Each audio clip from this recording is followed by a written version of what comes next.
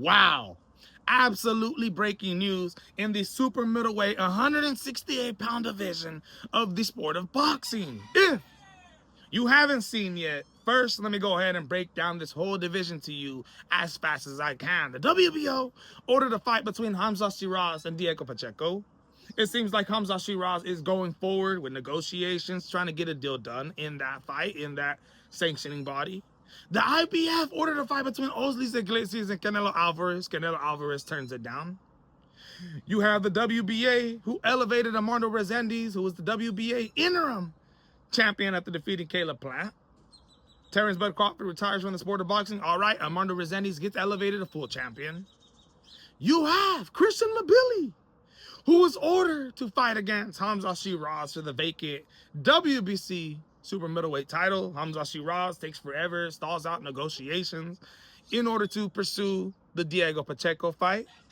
Due to that, the WBC decides, all right, this is taking too long. We're just going to elevate our WBC interim champion in Christian Mabili, who's coming off a draw against Lester Martinez on the undercard of the Terrence Bud Crawford versus Canelo Alvarez card. Leading us up to the IBF once again. You have two full world champions right now, the WBA Armando Resendiz and the WBC Christian Mabili, with two vacant bouts, the IBF and the WBO, which are waiting on for Hamza Shiraz and Diego Pacheco.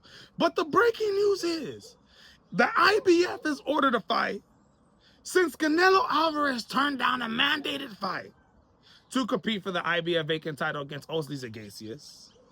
They've ordered a new fight between Osleys Iglesias, yes, the #2 ranked fighter by Ring Magazine in the super middleweight division, undefeated, 14-0, 13 KOs, Cuban sensation. In 2019, beating guys like David Morrell Jr. in the amateurs, beating guys like Arlen Lopez. He's the reigning IBO super middleweight champion of the world, having defeated guys like Vladimir Shishkin, Petro Ivanov, Sina Agabo.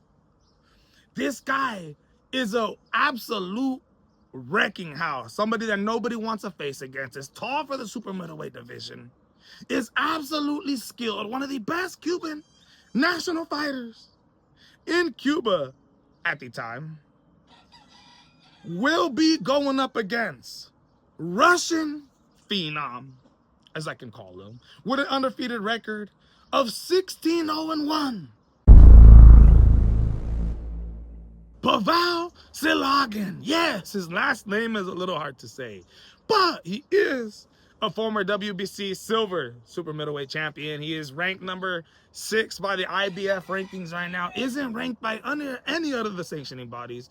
Is not ranked by Ring Magazine, but is a tough cookie. I'm not gonna lie, man.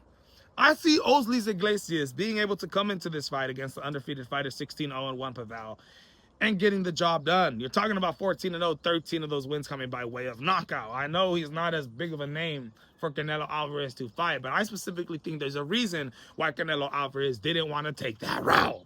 Osleys Iglesias is a dangerous opponent. Okay? And I'm going to tell you like this.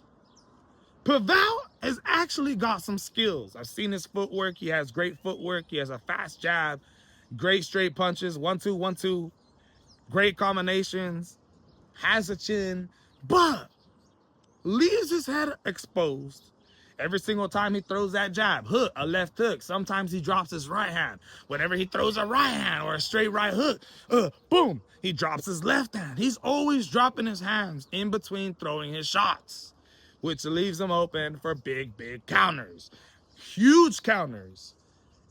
Is a technically skilled fighter, but I see Osleys Iglesias just being a little bit too much in this fight. I think he's huge for the super middleweight division. I think he is going to be the new champion, and that is the breaking news today. The IBF has ordered a new fight between Osleys Iglesias and Pavel instead of Osleys Iglesias versus Canelo Alvarez. Canelo Alvarez decides to turn down that fight and is moving on to bigger, better things. Let me know what you guys think, though, man. This is going to be a fantastic fight. Finally, Osleys Iglesias getting an opportunity. And I'm telling you right now, if this guy becomes the IBF super middleweight champion, it's going to be hard to find this guy fights, man. Because I don't know a lot of guys who are going to want to go in there against Osleys Iglesias, the Cuban sensation. I'm out.